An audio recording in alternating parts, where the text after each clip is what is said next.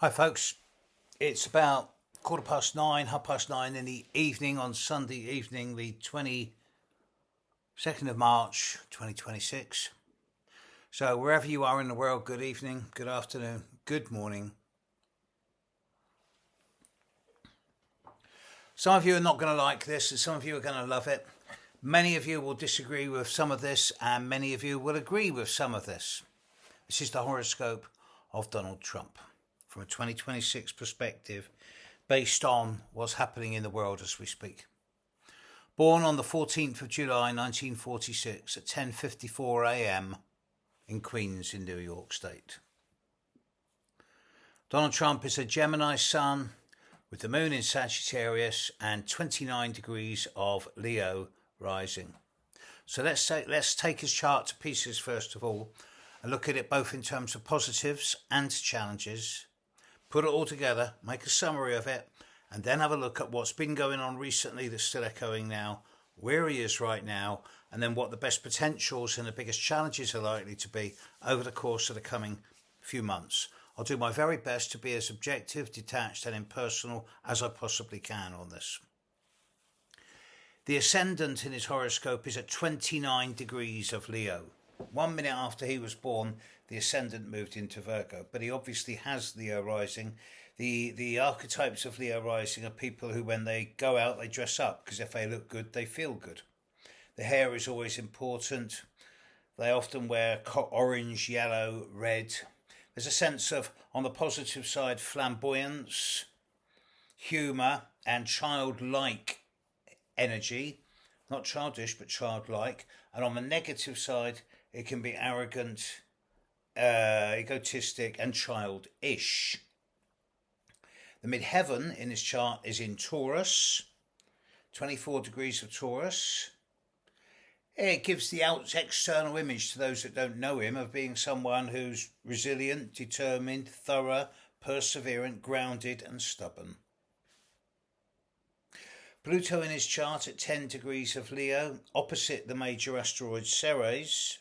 On the surface, Pluto in the 12th house in Leo is not a big deal. Opposite Ceres suggests a number of issues around the way he was nurtured or not as a child and the issues of nurturing, but there's plenty of other aspects to his Pluto and Ceres that ameliorate this, so I don't see this as that major an issue.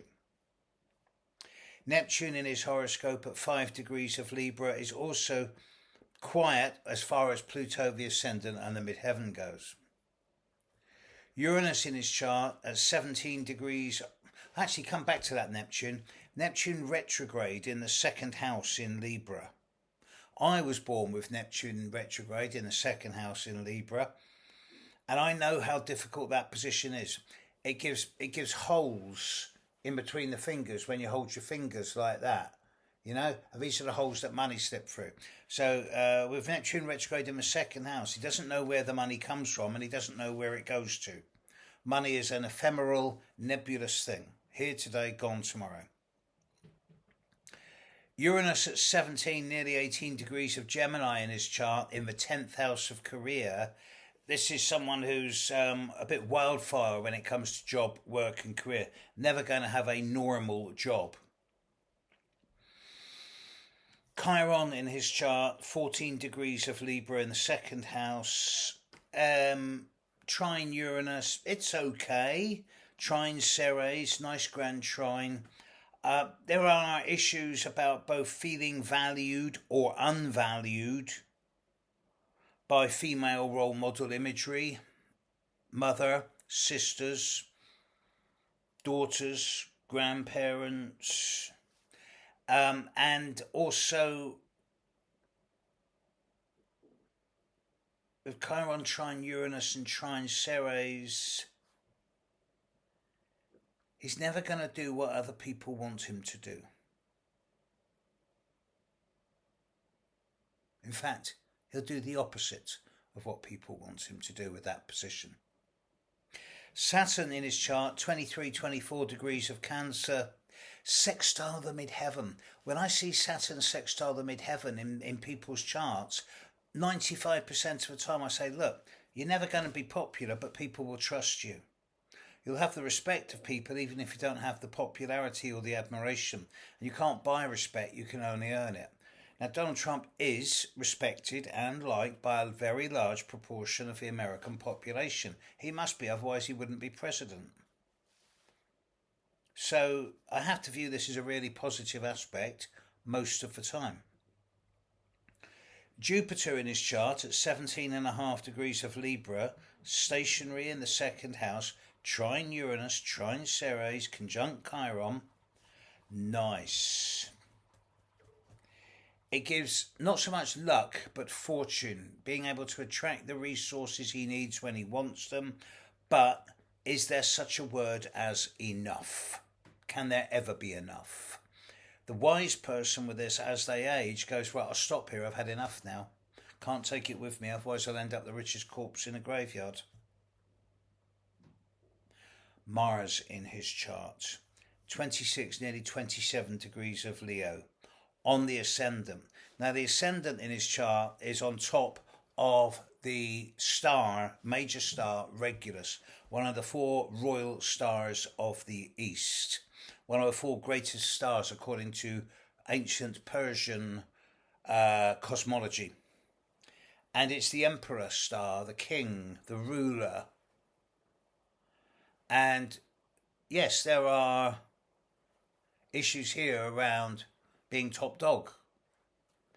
That in itself is not a problem, but to have Mars on the ascendant in the 12th house, having just risen, it gives a belligerent, warlike nature, and someone who's comfortable with being either projective and assertive and confrontational and aggressive.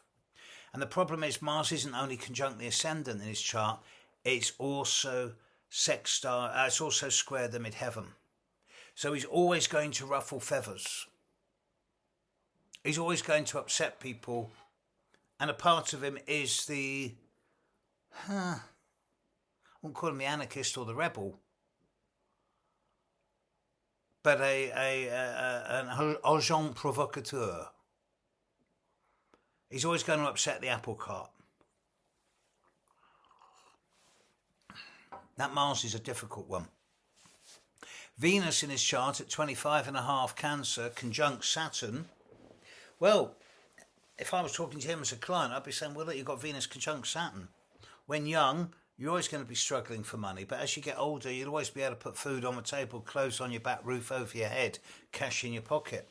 And with Venus conjunct Saturn sextiling the midheaven, not only is he good at making money, he's good at keeping it as well, even with a dodgy Neptune retrograde in the second house.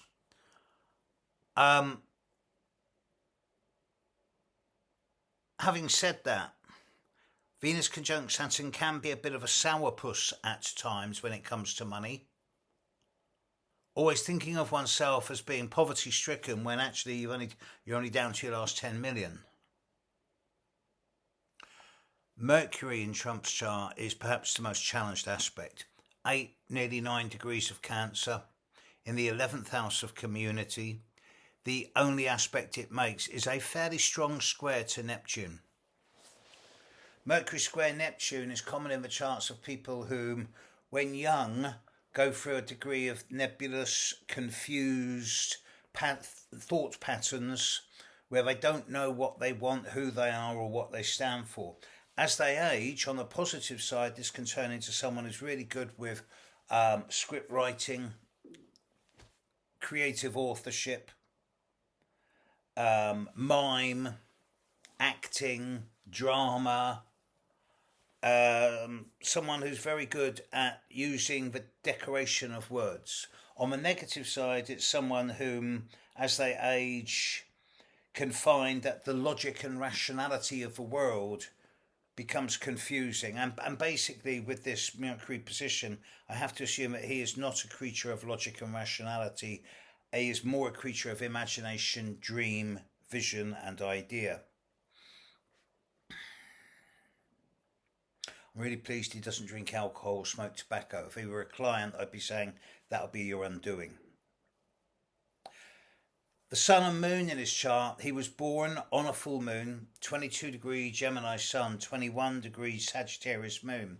But the sun and Uranus were conjunct the North Node in the 10th house of career. So with the sun conjunct Uranus on the North Node in the 10th house of career and Mars on the midheaven, there is a sense of him feeling that he was born to lead. And I'd be saying this of anybody with these aspects, whether they were part of the local community, where they'd be the treasurer or coordinator of a local community association, or the captain of a football team. It does show leadership ability. But with the opposition of the moon to the node and Uranus, affairs of home and family are always likely to potentially trip him up. The gateway to this is humour. I can't help but feel that, invisible to the world, this guy has a great sense of humour. I've yet to see any evidence of it, but I suggest he has. However, in the name of total disclosure, I have to disclose that Donald Trump's moon at 21 Sagittarius, I have the moon at 21 Sagittarius, so I can't be as objective and detached about this as I like to think I can. If I put all this together in terms of summarising it, the Venus conjunct Saturn sextile the midheaven is great. It appeals to his power base. He's seen as a safe pair of hands by a lot of people. The Sun conjunct Uranus conjunct the node is the wild card. It's the irrational, it's the unpredictable, and to a certain extent it's the radical that will always do something to challenge the status quo. And with Mars in Leo in the 12th house of the unconscious and subconscious on his ascendant, random acts of being overly projective and assertive would be common with this. And with Mercury square Neptune, he would be at difficulty at times to explain himself to himself, let alone to others. Having said this, yes, I love that Venus-Saturn sextile the midheaven, and he would make a fantastic scriptwriter. If he weren't president, I'd be saying to him, go on the stage. Or go and write books, go and write stories. Which brings me to what's been going on, where he is now, what's coming up. In recent times, Pluto has not affected his chart and will not be seriously affecting his chart for the next year, 2, 3. So if he were one of my clients, I'd be saying, well, psychologically, I'm giving you pretty much a clean bit of health at this time. Neptune is not affecting his chart at this time. A couple of years' time, it will be opposite his Neptune and then square his Mercury. So I suspect that the more he gets into his early mid-80s, he might find his mind becoming a little bit more fluid. But at the moment, there appears to be no sign of gullibility, deception, neuroses, avoidance. Not only psychologically, but neurotically also. I'd say to him, look, you're pretty good. But Uranus is coming to the end of a 2-year period of concentrated and compressed change. Over the period of April 2025 through to January 26, Uranus has been conjuncting his midheaven, which deals with public image, profile, status, visibility, the way you market, project, advertise, sell yourself, and ideas around, well, what do you want to do with the rest of your life? What are your remaining goals and ambitions? And Uranus brings change. So I suspect strongly that over this last couple of years, despite his role, he's been asking himself, do I really want to do this? Also, over this last year, Uranus has been squaring his Mars. With Mars ruling Aries in his horoscope, the area of personal truths, beliefs and philosophies, I feel that he's been questioning a lot of his own personal belief systems. And also with Uranus square Mars, it does produce erratic physical sensations. If I see someone coming up and they've got Uranus squaring their Mars for a year, I say to them, yeah, look at your blood pressure, look at your heart, look at the electrical systems of your body, and get checked out. This is compounded by the fact that over this last 9 months, and still going on until the very end of April this year, Uranus is squaring Trump's ascendant. So this tells me that there is a degree of volatility, spontaneity, unpredictability, and potential disruption around that's making him question, well, who are my friends? Who can I trust? Also, right now, in this last 3 to 4 weeks, the progressed moon in Donald Trump's horoscope has been approaching 26 degrees of Leo. And as I speak, on the 22nd of March, his progressed moon is now at 26 degrees of Scorpio, 26-0, squaring his Mars. This becomes exact in something like 23 days from now, so that'll put us around the 14th of April. Progressed moon square Mars. Any astrologer will tell you that when the progressed moon in the sky is squaring your Mars, your potential for well thought out, considered, patient planning falls through the floor. Progressed moon square Mars is a time where for a month or so you can find yourself reacting or acting in a way that's really spontaneous, jumping in headfirst where angels fear to tread. And this is still getting stronger over the next few weeks. Which brings me to a summary of where he is right now. Astrologically speaking, I've got a transit graph for him, and I'm looking at what's going on in his chart now, mid-late March through to the end of May. Actually, I've done it for a bit longer than that. I've done it through to mid-late August. But the more I look at what's going on for him in terms of transits, the more I'm thinking that what's actually happening here is from the end of May onwards, it's calm. But I do feel that from now through to the end of May, there's a number of factors in his chart. In fact, I'd go a little bit further. Even the stuff that's coming up for him at the end of May isn't that bad. But the challenges in Donald Trump's chart over the next 150 days are all between now and the end of April. As we speak, in this coming week, as the progressed moon is coming up to square his Mars exactly, Mars in the sky is square. What day is it today? It's Sunday. Is squaring his node on Wednesday. His Uranus on Wednesday. His node on Saturday. His moon on Sunday. Next week, a week from now, and then his Sun on the 31st. So he's got Mars in the sky squaring his Sun and Moon and Uranus and Node over the next 9 days. So he's not going to be in a conciliatory or diplomatic phase over the coming week. He then has Saturn in the sky opposite his Neptune at the start of April, and then we get to the business end of it. The progressed moon will be exactly squaring his Mars on the 15th of April. Mars in the sky will be opposite his Neptune on the 17th of April.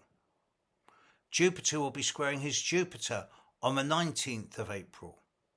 Uranus will square his ascendant on the 24th of April. And Saturn will square his Mercury on the 28th of April.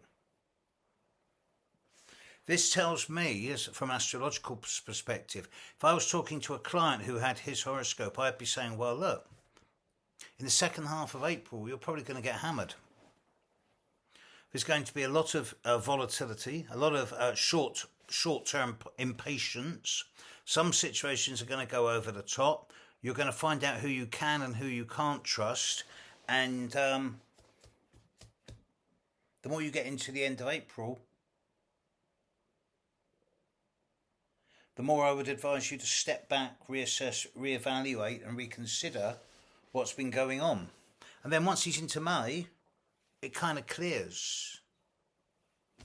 So if I were to summarise this, bearing in mind what's been happening in the world, both all of this year and especially in the last couple of weeks, and bearing in mind that we're also heading into the most concentrated and compressed period of history, probably around mid-April, his chart's getting knocked about. There's Netanyahu's chart is getting crucified at that time. It seems to me that we're heading into the perfect storm. And I would advise him, not that he would take any notice of this, but I would advise him to actually step back from everything right now, reassess, reevaluate, pull back and say, let's review the situation in a way at the end of April that's going to be much more yes, no, black, white. He'll be in a much better space inside himself to take balanced decisions at that time. Bearing in mind what I'm seeing here and what I've seen in Netanyahu's chart, I can only repeat what I've said to everyone, at least a few times in this last year, that by the time we're into the end of April, 80%, 85% of the challenges of this year are over. But there is still, between now and then, some pretty intense flashpoints. So my appeal to you, especially those of you who are astrologically knowledgeable or astrologically aware, and that means you, because everyone else would have logged off by now because they've got angry or irritated or thought, oh, I don't understand this. But to those of you who are actually astrologically knowledgeable, it's not just about you being sensible and being mature and not letting your buttons get pushed over the next 6 weeks.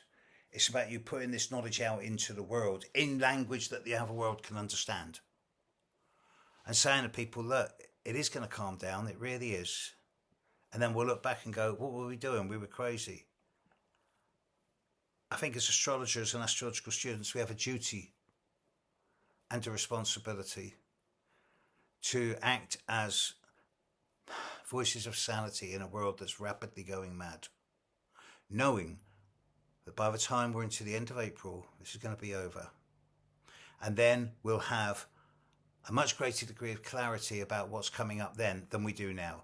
And yes, there's still that big lineup in July to come, but that's got a different feel about it totally. And I'll look at that another time.